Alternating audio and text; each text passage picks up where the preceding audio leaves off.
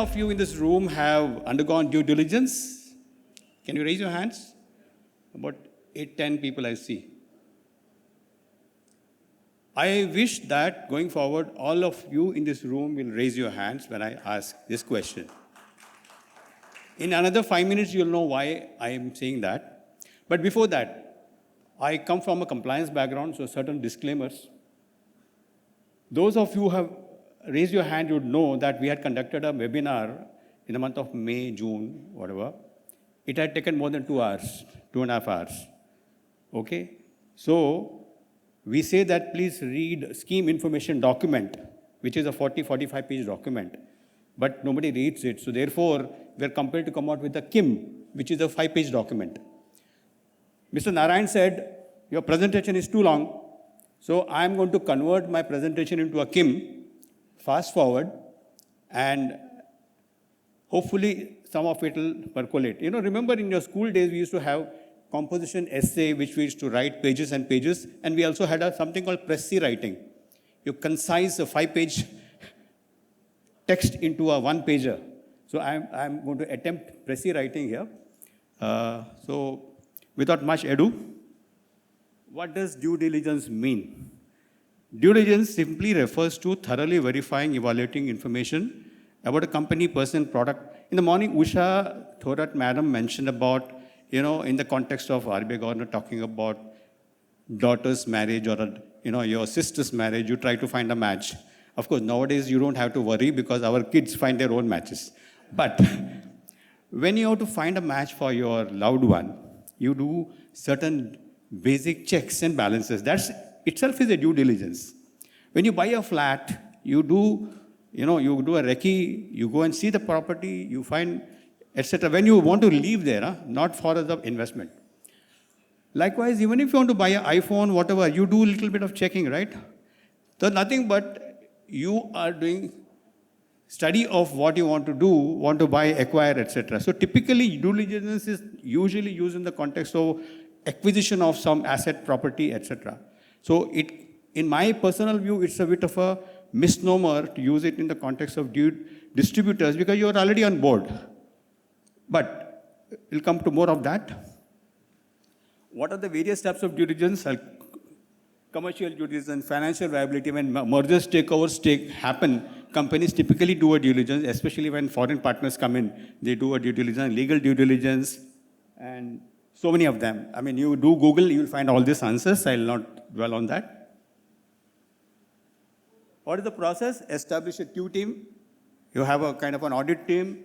Gather all the relevant information. So those of you who have undergone due diligence would have seen there's a questionnaire, various information. Verify the accuracy, completeness, and if there is anything to be seen, take action against that. Why is due diligence required for mutual fund distributors? In the context of a mutual fund distributors, it refers to the various activities and processes undertaken by the distributors while conducting mutual fund distribution business, servicing the clients, to view and evaluate that you are doing reasonable control and doing a prudent business, a normal person is expected to do, considering that the mutual fund business is a fiduciary business.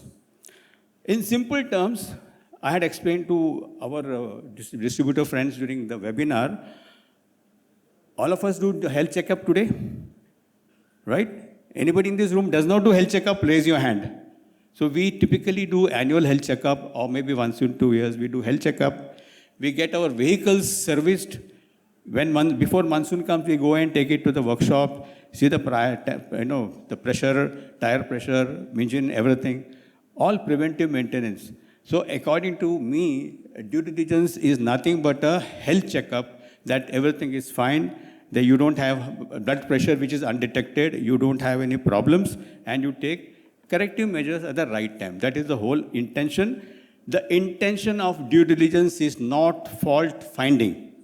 This is the major takeaway I want to tell those of you, because there has been a lot of unnecessary phobia and unnecessary WhatsApp messages. People have been put a scare about mutual fund due diligence. It is nothing but a health checkup which distributors are supposed to do. What is the objective? It is to review the efficacy and effectiveness internal controls that you are supposed to do, which you are ultimately, according to SEBI, you are agents of AMCs. So therefore, there is an onus and responsibility on the AMCs to ensure that their employees and their distributors do the work properly.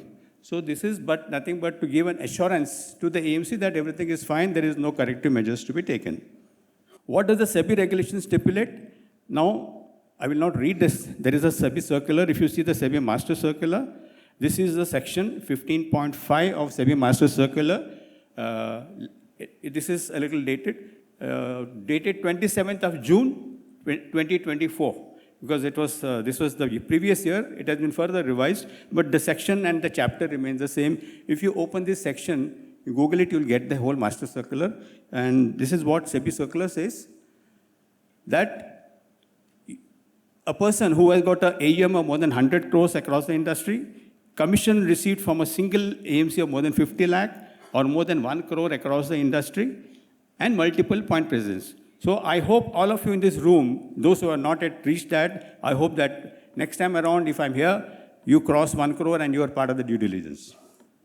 Now, why?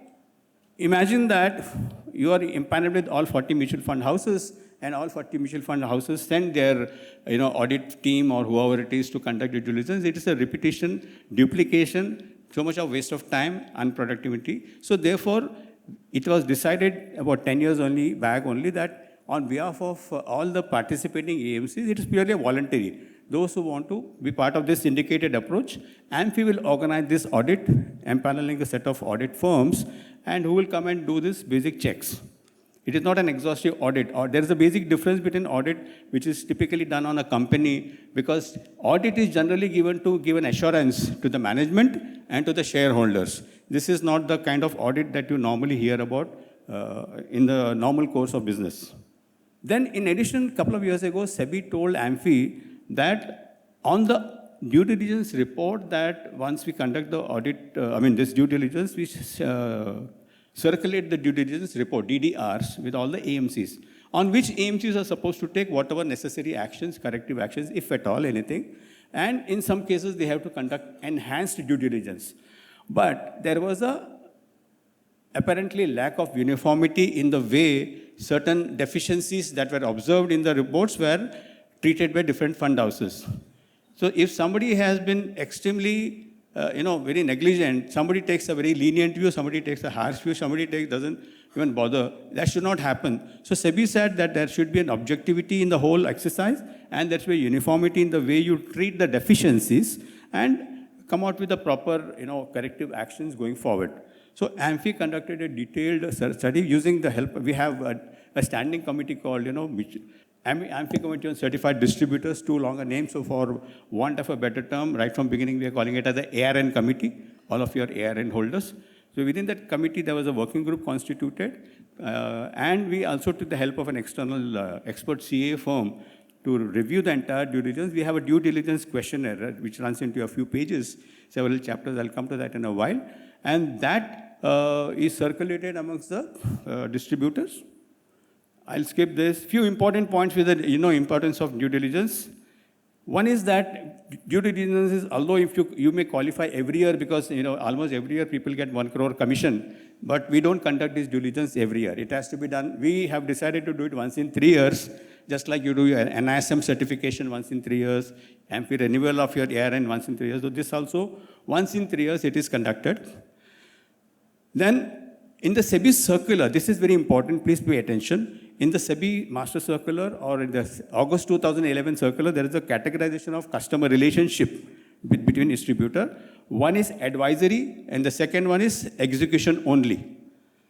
Execution only refers to people who have, there is no relationship manager or an EIN holder involved. Please pay attention very carefully, because 90% of the distributors who were covered in the due diligence last time around have made a mistake in answering this question. They have ticked themselves as execution only, whereas all of you are advisory. Advisory doesn't mean advice in that sense of a RIA. advisory means incidental advice that Mr. Amit Tandon referred to in the morning, Mr. Amit Tandon, CGM from SEBI.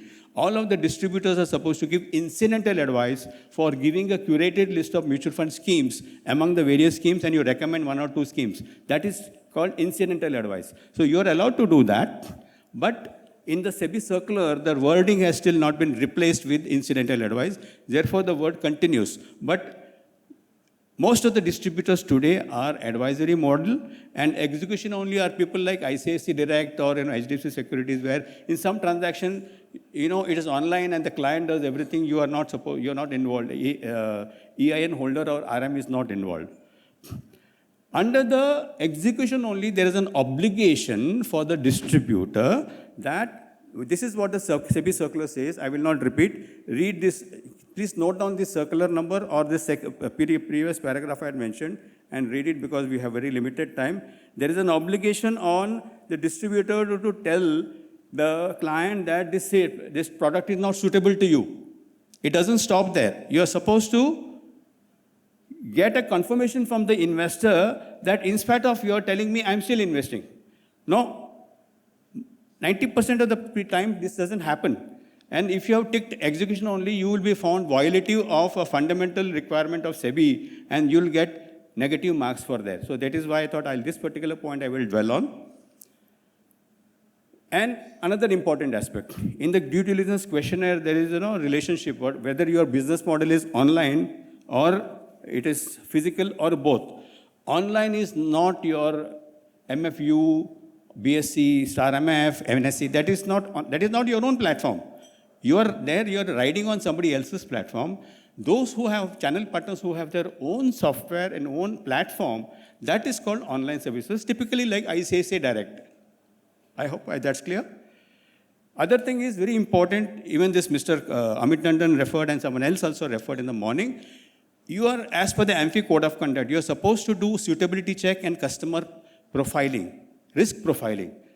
Now, everybody has in this room would have some way of checking whether the person, this product I'm recommending is suitable or not. You have your own way, but you are supposed to do the customer, as when you first time onboard a customer, due diligence, like what is his age, what is his risk appetite, what is his goal, and what is his income, etc. That is simple way of customer risk profiling and product suitability. This is very, very obligatory in your part, and you better keep this. I think somebody mentioned about how a doctor keeps his patient's medical history. You should also keep, one of the speakers mentioned earlier. This is part of that. You must keep a diary note of each client's suitability. Second thing is complaint handling. Because this is a service industry, one of the ways to measure a person's good service is, absence of complaints or quick complaint redressal. Here also it is a good practice to, it is not written anywhere in AMFI guidelines or SEBI circular, but ultimately this industry is about servicing. If his customer is unhappy, there should be no customer complaint. That is the basic idea. So you should keep a record of what is the complaint and how best you can resolve it. And please read AMFI Code of Conduct. It is there on AMFI website. There is no time for that, and too full a topic it is. Thank you.